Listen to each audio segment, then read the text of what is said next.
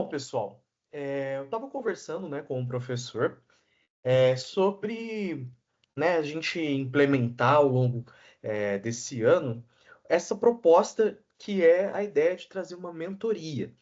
É uma coisa que eu venho trabalhando já há alguns anos, né? Eu tenho formação em psicologia, com mestrado na área de educação, né? Eu trabalhei com uma ideia de territórios educativos, educação não formal, dentro de uma perspectiva geográfica. E desde lá a gente vem trabalhando junto com alguns alunos dentro do contexto de vestibular e de concursos públicos, como a gente pode fazer com que a gente leve o estudo de uma forma mais personalizada, mais individualizada. Porque, gente, é, dentro de toda possível crítica que temos para o modelo do vestibular, que tem seus problemas e tudo mais, ele tem selecionado muito, cada vez mais, uma forma de se pensar, assim como o professor Henrique trouxe aqui para vocês, pensar o texto, pensar a redação, mas também a forma como você se prepara, a forma como você constrói seu pensamento e o seu estudo, né? Existe aí uma diferença, né, muito grande e que eu acho que é importante aqui a gente salientar, e embora todos sejam importantes, entre ter aulas, né, que é aqui o momento que você, seja aqui tendo aula com o professor Henrique, seja com algum cursinho que você possa fazer, seja presencial ou online, é o momento onde você vai encontrar conteúdos, você vai entrar em contato com as próprias disciplinas, o aprendizado mais formal, mais do jeito que a gente costuma conhecer. A mentoria, muitas vezes as pessoas confundem com cobrar estudo. É aquela pessoa que vai me cobrar, que vai trazer aqui, o que que você está fazendo? O que que você está trabalhando? O que que você fez hoje? Ele não é bem por aí. A mentoria é o momento no qual você, sim, vai trazer toda a sua bagagem que você tem de estudo, seja em aulas, seja um estudo particular que você faz em casa, que você acompanha algum cronograma que você montou, é onde você vai pegar e olhar, tá, quais são aqui as minhas dificuldades de fato? Aonde eu de fato preciso trabalhar? O que que eu preciso aqui mudar para que aquela aprovação que eu tanto desejo não seja só um horizonte de expectativa, seja um objetivo concreto, seja uma meta que eu atingível, né? Existe aí cada vez mais fica muito claro que a gente usar métodos muito tradicionais, muito é, ultrapassados para a gente estudar, vai se tornando cada vez menos efetivo. Quando eu chamo de modelos tradicionais demais, é aquele modelo no qual o aluno é muito passivo, no qual ele só escuta, no qual ele só ouve e ele não aplica de fato aquilo dentro da realidade dele, né? E por que que eu tô tocando nesse assunto? Porque esses são os fundamentos do que a gente chama de pedagogia personalizada, né? A ideia de fato, você considerar que cada indivíduo, cada pessoa, cada aluno aqui tem um jeito de aprender, tem uma individualidade. Embora tenhamos, sim, um momento importante que é coletivo, que é de troca, que é de coisas para a gente, beleza, embasar e todo mundo ter um meio de se comunicar. Gente, ritmo, formas de enxergar o mundo, né? Visões de mundo, repertórios que você mais se identifica. Quais são as lacunas de conteúdo, mas também outros tipos de lacuna, como problemas efetivamente mais emocionais, eventualmente, para poder responder uma questão, ou para entender efetivamente uma disciplina. Isso é totalmente diferente de uma pessoa para outra. E eu querer que todo mundo faça exatamente a mesma coisa é igual, mais ou menos aqui analogamente, a gente querer colocar a mesma roupa para todo mundo usar com o mesmo tamanho. Não vai ser assim que vai funcionar. A gente precisa adaptar, né? Isso parte dessa pedagogia personalizada, parte da ideia de que um dos teóricos da psicologia que são muito importantes, né, que entendem o comportamento humano, é a zona de desenvolvimento proximal. O que que é isso? É a ideia de que a gente precisa puxar sempre a sardinha um pouquinho para o difícil. Eu preciso estar dentro de uma zona de conforto, confortável minimamente, mas eu preciso estar sempre puxando para um pouquinho para o difícil, um pouquinho para o desafiador, para que eu também carregue a possibilidade de desenvolvimento. Se eu fico só no que sei, concorda que é difícil ter um resultado diferente? Então a gente tenta puxar para ascender, possibilitar um desenvolvimento melhor. A ideia da mentoria é ter sempre o aluno como um sujeito mais ativo, como um sujeito que faz, que trabalha, que constrói, que vai trazer e entender a partir das coisas que eu vou trazer brevemente aqui para vocês, quais são as suas, qual que é o seu momento que ela está em termos de facilidades, de dificuldades, em termos de momento de vida, de rotina diária, de possibilidades e dificuldades que a gente tem no dia a dia. Enfim, é onde ele vai poder trazer a sua própria autorregulação, né? Fazer sempre que um feedback constante, porque é isso que eu acho que faz com que a gente evolua muito, né? E entender que essa mentoria, a ideia é de que a gente vai montar um plano conjunto, uma rota, mas assim como uma rota de um percurso aí para uma cidade, eventualmente você tem algum acidente, alguma coisa na estrada que você precisa trocar. Você precisa pegar ali, mudar o Maps, o Waze e trocar de estrada para pegar outro caminho. Eventualmente, os planos têm que ser modificados, eles precisam ser maleáveis para que a gente possa trabalhar isso de uma forma interessante e com a possibilidade de ser recorrente, a gente consegue estar sempre ajustando para cada momento, porque eu aqui, como experiência própria, gente, eu tenho essa perspectiva de montar um método que além de acreditar, eu também tenho experimentado, né? Assim como o professor disse, hoje eu estou no quarto ano de medicina e eu passei por essa trajetória de ter que modificar muito o meu método de estudo também para eu poder atingir o meu objetivo. E gente, eu tenho absoluta certeza, o estudo de fevereiro não é igual ao estudo de agosto. Em agosto você é outra pessoa, você tem outro tipo de pegada, tá cansado, você precisa adaptar a sua rotina, você precisa transformar seu método para que você tenha a possibilidade de estar sempre trabalhando aí da melhor forma possível. Então, o início. Gente, a primeira coisa que a gente sempre tem que fazer é diagnóstico, né? Assim como, não sei o que vocês pretendem fazer, mas tem gente que quer fazer a medicina, o diagnóstico é o primeiro desafio. Você precisa primeiro entender o que que é, o que está acontecendo, o que está na minha frente, quem é esse aluno. Antes de a gente saber o que fazer, antes de dizer faça isso, faça aquilo, vamos entender quem é você. Vamos entender quais são as suas dimensões que eu estou trazendo aqui. Acadêmica, qual que é a sua base? Que tipo de desempenho que você tem por disciplina? Quais são suas facilidades? Eu sou uma pessoa mais de humanas, sou uma pessoa mais de exatas, tenho facilidade com tal coisa. Mas, ao mesmo tempo, questões emocionais. Tá, eu tenho facilidade com tal coisa, mas eu tenho trauma. Eu tenho um medo excessivo de física, por exemplo. Tive uma relação muito conturbada com essa disciplina ao longo da minha vida. Não é uma coisa que eu consigo fazer bem porque eu acabo fugindo. Entra na parte comportamental também. Eu procrastino, porque às vezes eu fujo do meu estudo, porque eu tenho problemas, não só de base conceitual, eu tenho problemas emocionais relativos àquilo. Gente, é sabido que muito facilmente as experiências que a gente tem educativas nem sempre foram da melhor forma possível, né? A gente vive um modelo educacional muito pautado no faça na exigência, no aluno passivo, no aluno que só balança a cabeça, e um quase vigiar e punir Foucaultiano muitas vezes na educação. E aí a gente quebrar com essa coisa é um desafio, mas é extremamente possível, né? Entender que o contexto do aluno é muito importante. Eu falei aí de uma pedagogia personalizada, hoje a gente entende como educação contextualizada, por exemplo.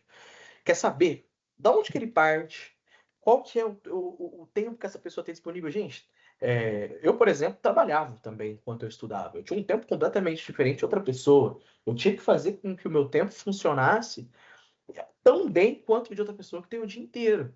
Né? Porque vocês vão perceber ao longo dessa mentoria, quem for fazer, que não é questão de horas que a gente define o quanto você está estudando. É realmente mais do que um olhar quantitativo, a gente quer fazer um olhar qualitativo. É o quanto, de fato, eu estou retendo daquilo, de forma que eu sinta satisfeito com o que eu estou sabendo. Que eu continue errando, mas que eu erre coisas novas, por exemplo. As nossas ferramentas são provas diagnósticas, os simulados, e fazer uma boa entrevista estruturada, né, uma anamnese com cada aluno para entender, poxa, quem é esse aluno e o que a gente pode fazer, tá? O estudo por questões, gente, hoje é absolutamente essencial. Porque, pensa comigo, eu entendo, tem técnicas como o uso de flashcards, a gente tem técnicas como fazer resumos, mas muitos deles são extremamente passivos e, no fim das contas, onde você precisa que o conhecimento esteja? Num caderno, num caderno de erros, num caderno de conceitos, ou na sua cabeça? Você precisa lembrar daquele conceito. E a gente tem um processo de recuperação ativa dessa memória no momento em que a gente coloca em prática com fazer simulações, fazer várias listas de questões, eventualmente listas mistas, eventualmente listas direcionadas para um assunto, mas que conseguem me colocar no domínio daquele conteúdo, entendendo não só o conteúdo, mas entendendo como ele é cobrado. Gente, é muito comum. Por exemplo, eu dei aula de história por muitos anos, antes de voltar a prestar vestibular. Gente, eu tinha um conteúdo de história muito bom, mas eu não sabia fazer provas de história. Isso é completamente diferente. Em tentar entender, interpretar, compreender como aquele assunto é cobrado é totalmente diferente de estudar efetivamente um assunto. A gente precisa complementar essas coisas. Então, trazer essa forma com questões, entender que tipo de erro que eu estou fazendo, e eu vou trazer aqui para vocês alguns exemplos de erro, análises bastante claras de como que eu preciso entender esse processo, ajustar o estudo e ainda fazer novas questões. Isso aqui é só um modelo, né? Eu vou trazer algumas possibilidades para vocês, para quem for efetivamente fazer a mentoria, e vocês vão entender como que a gente pode construir isso. Geralmente, é um pré-diagnóstico, um estudo, questões, correções e novas questões. A gente precisa fazer um ciclo e depois ciclos de rememoração, tá? Erros, gente, é muito fácil a gente falar, errei, tal coisa eu não sei, simplesmente errei. Só que tem erros completamente diferentes e cada erro demanda um tipo de intervenção. Olha como, tá vendo como a gente está aprofundando aqui? Beleza, eu consigo. É a coisa mais fácil, mais comum do vestibulando, ele lá fazer um simulado no fim de semana, corrige e fala, acertei 70 questões de 90. Tá, beleza, isso é uma possibilidade, já ajuda um pouco. Mas e essas 20 que você errou? Você errou da mesma forma? O que vai te fazer colocar você na faculdade não são as 70 que você acertou, mas as 20 que você errou e converteu aquele erro em acerto. Então, a partir desse momento, entender que erro que é absolutamente importante. A primeira análise, talvez a mais óbvia, seja o erro de conteúdo. Aquele lá que a gente já sabe, beleza, eu não sei, eu não sabia, foi um erro quase doloso, contundente. Eu não sabia, não consegui fazer porque eu não conhecia esse conteúdo. Beleza.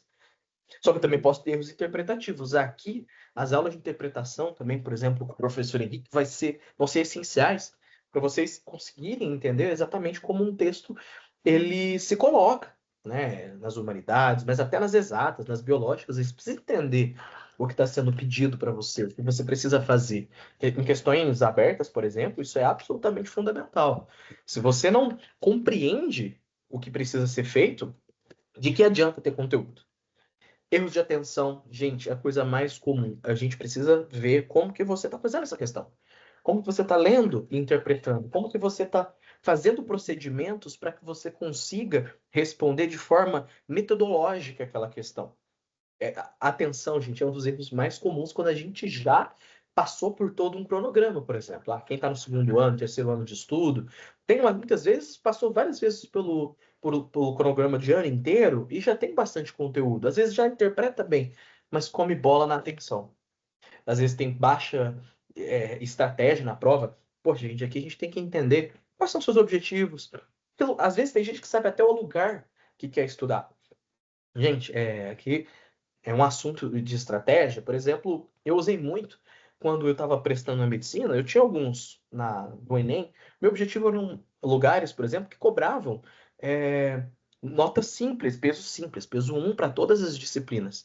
Nesse caso, em termos de Enem, como o professor Henrique trouxe lá naquele primeiro slide, Entende que é muito mais interessante você fazer uma estratégia que te favoreça pontos maiores em matemática, redação e natureza, por exemplo, que são notas que atingem patamares maiores, que te possibilitam, naquele momento da prova, se você precisa, né, de mais tempo, uma disciplina, aquela que te favorece maior nota. Agora, eu tenho interesses com provas que me dão pesos completamente diferentes. Vamos ver qual que é, onde que eu vou dar mais enfoque que é medicina, sabe? Natureza é completamente essencial. Quem quer fazer, sei lá, história, humanidades, eu preciso dar um foco para aquilo.